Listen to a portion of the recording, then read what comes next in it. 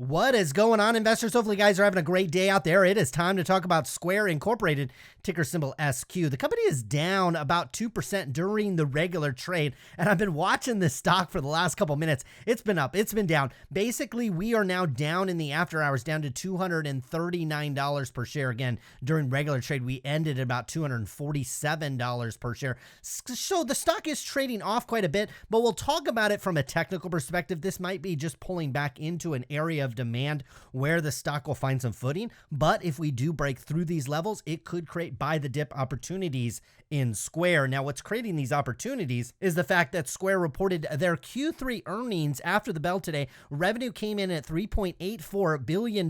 We will walk through all the numbers here as well. We'll talk about the revenue, the profit, some of the expenses, even some macro environment stuff. I like looking at these payment and these kind of quote bank stocks that give you an eye into the consumer and how healthy or unhealthy they potentially could be. We got some great insight when we look at Square's numbers there. Some actually eye-opening numbers when we look at the credit losses over at Square. Now, their revenue did grow 26.7% year over year, but that did miss expectations by about $640 million. And 26.7% growth is absolutely fantastic. But when we factor in the valuation on this one at $114 billion, I tell you what, they better be growing those revenues. Now, we've got a PE on this one of just 136 as well. The other thing that I want to point out from a valuation perspective is I brought up a chart here. I don't necessarily think that all these companies are very direct competitors, but for certainly Square in an orange line and PayPal in blue,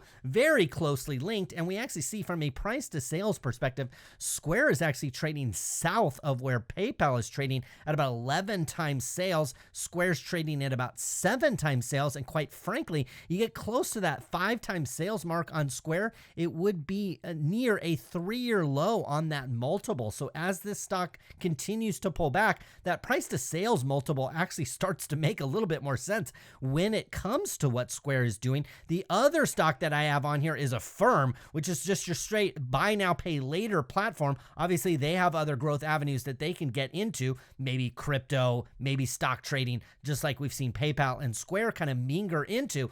Well, that stock is trading at 29 times sales. It has absolutely blown up over the last few weeks and months as it's partnered with major merchants such as Amazon. Now, moving on to Square's financials here, we pull down that $3.8 billion mark. That's up 26% year over year. We're sitting right at about $3 billion in the previous period. We see across the board steady growth on everything. We're not experiencing that explosive Bitcoin revenue, okay? This was something that was kind of building up over at Square. You see for the last 9 months, you went from 2.8 billion on Bitcoin up to 8 billion. So during the last 9 months, you still had some explosive growth, but that product is starting to become a little bit more mature on Square's platform. Not only that, you can trade crypto, in a lot of more places now, from Robinhood to Coinbase to even PayPal these days, where you're able to get access to Bitcoin. And so that is something that has slowed the revenue growth down, but we're still seeing revenue growth over there from 1.6 up to this $1.8 billion.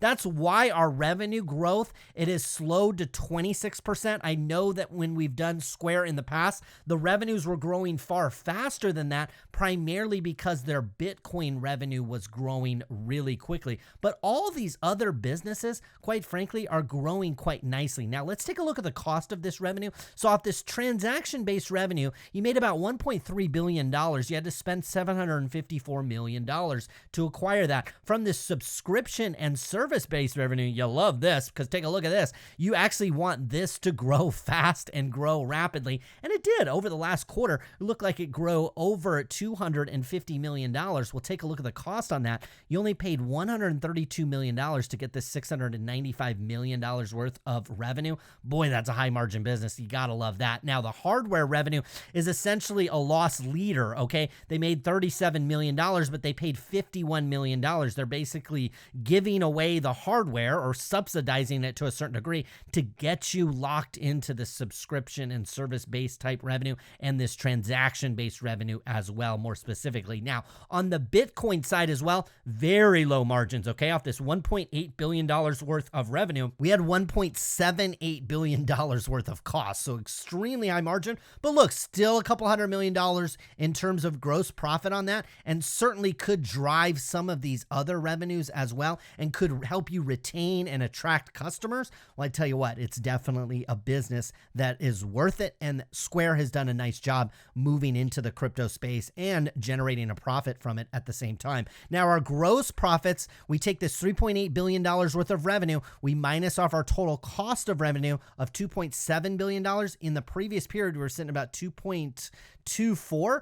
Man, costs didn't rise very much. I got to hand it to Square. This company could be blowing things up, could really wreck their balance sheet, could really run at things at a loss, but they're actually doing a nice job here. And I think the stock has rewarded itself over the last, year or two. The stock has just absolutely soared. And I think investors appreciate the fact that this company is churning out a nice gross profit of about $1.133 billion. Now, we do have other operating expenses. And quite frankly, again, the company is doing a nice job keeping all these expenses in line with what you'd expect. Take a look. Product development went from $227 up to $366 million.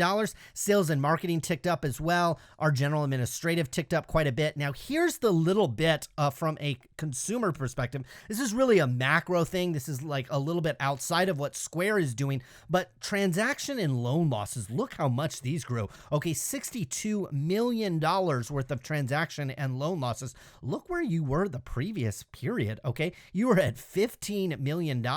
So these have accelerated over the last 3 months compared to the 3 months from last year. We'll see if that's a trend that will continue, because look at over the last 9 months, our loan losses actually went down. So it's not something I'm necessarily concerned about going forward, but I will be monitoring this, okay? And not necessarily from Square's perspective, because look, off $3.8 billion worth of revenue in a quarter, $62 million worth of loan losses, not really going to push this stock one way or another. But if I'm seeing transaction and loan losses over at Square, guess what that means? People are broke. People don't have money. This whole discussion about inflation probably going to go by the wayside. We'll probably start talking about deflation, because consumers just ain't going to have the money to pay up. They had some Bitcoin impairment losses. All things being considered, our total operating expenses came in at $1.1 billion. So you take this gross profit of 1.133 minus 1.110, and yes, you've got operating income over here, but it's not much, okay? It's $23 million, and in fact, it's down year over year on that quarterly basis. We went from 49 down to $22 million. Now, for the last 9 months, paints a pretty glorious story, okay? We actually lost $64 million this time last year on a 9-month basis. Now we're all the way up to this $215 million operating income. All things being considered, decent quarter. You're seeing solid revenue growth, that explosive revenue growth that was really hidden by the fact that most of that was Bitcoin revenue and very low margin business. Well, those days are over. They'll likely keep moving and keep growing their Bitcoin revenue, their cryptocurrency revenue, but it's not going to be like it was in the past when that was a far more immature product. Moving on to the balance sheet over at Square, things are looking really good here. Got cash and cash equivalents coming in well over $5 billion on this one. Total current assets sitting at $10 billion. What you have to factor in on the asset side, they do have customer funds there, okay?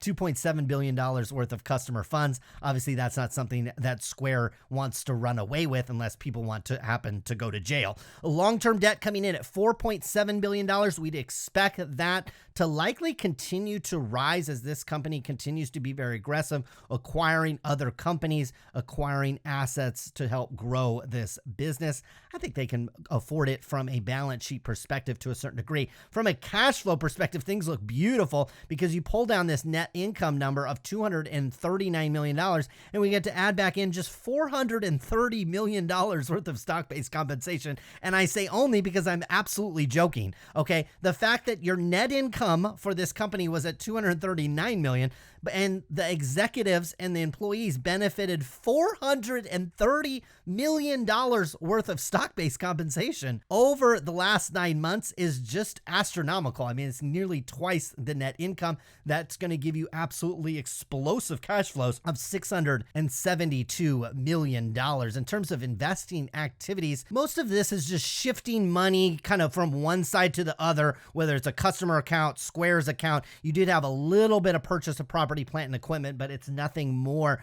not much more than what we did a year ago. From a financing activities, they did issue some senior notes, so that's where probably the vast majority of the balance sheet cash came in. We've issued about $1.9 billion worth of that. So when it's all said and done, we bolted on about $1.4 billion worth of cash to the company's balance sheet to give them that $4.6 billion worth of cash or cash equivalents over at Square. Now, the last thing I want to just show you is just the steady growth we're seeing from this company. The top is this most recent quarter. The bottom is kind of a year ago on a quarterly basis. We see this transaction-based revenue grew to this $103 million. Last year was sitting at just $80 million. On the seller side, you got $1.1 billion worth of revenue there. Last year was sitting at $844. So both Cash App and the seller side just absolutely blowing up. Now, the subscription and service-based revenue, that is what you want to just see continue to grow and grow and grow over at Square,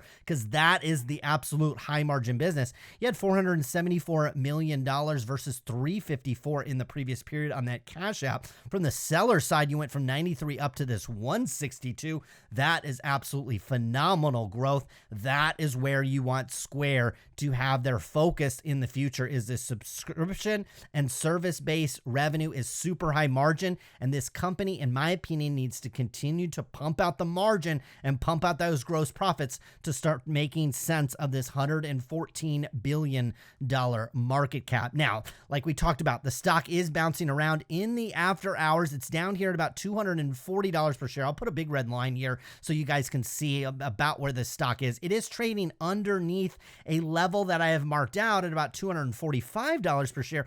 But this stock has been like, man, it has been like a pogo stick over the last few months or so, really since November, really for basically a year. This stock has really violently gone up and down between $200 and $275 per share. We're basically just kind of smack dab in the middle of it. Now, what I wanted to do too is I drew this longer term trend line in here. Whether or not this is super accurate, whether or not this is something you want to trade off of, I don't really think so, but I just wanted to show you we are in a longer term uptrend on this one. More specifically, we've kind of gone sideways, but this stock is still trending up. But if we were to break this 240 level or so, basically where the stock is sitting right now, I mean, believe it or not, it's sitting on a level of support. If we break this 240 level, I would expect much lower prices over at Square, because that's basically what has happened to this stock over the last year. I would like, if I'm going to buy the quote dip on this one, I would much like it much closer down here to this $200 level. Now, you've probably only had a handful of weeks where you could have picked this stock up under $205 per share. So if you want to start your purchases a little bit early, like say you're underweight Square and for whatever reason you have a big conviction about this stock, well, I think you could start buying this one maybe at 220 on the way down, because it doesn't spend a lot of time. Each one of these candles represents 1 day of trading. So as we get down here to the $200 level, there's not a lot of candles down there, okay? Can the stock come all the way down there and test that level? Absolutely. Would you probably want to buy this stock at that level? I think so. I might even step in at the $200 level, because I tell you what, from a valuation perspective, you're getting that stock at probably a 3-year low on the price to sales. I like what they're doing with their Cash App. I like the high margin business that they have.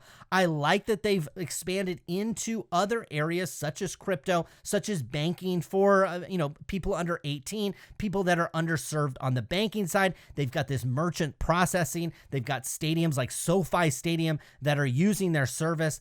I think this company is doing a fantastic job. I just would like to get it at a reasonable price. It would not shock me, though, all that being said, would not shock me if this stock finds footing at this 240 level and resumes this uptrend. On the bullish side, let's just say you love opening your account and you just love watching your stocks go higher. Well, first of all, you need to get above 245 on this one. I think if you can get above 260, 265 on this one, incredibly bullish. You're absolutely likely testing 270, 275. And on the extreme bull case, you need to get above the previous highs at about $290 per share on this one. You get above 290, you can pull up stocks like Nvidia, Microsoft, and Google and see what happens when you break above all-time highs, the kind of momentum and the fact that sellers start drying up once you break above all-time highs and pretty much buyers start piling in, and you can get a parabolic move on this stock. Whether or not that happens with Square, not exactly sure, but it's an interesting company, and I think it is one that is worth holding in your portfolio. Gives you a little bit of exposure to, quote, traditional banks, but also payment processing and kind of next generation fintech, which I think has a place in every investor's portfolio. That was Square. Hopefully you guys enjoyed this one. We'll be back again soon with more. Good luck with your investments.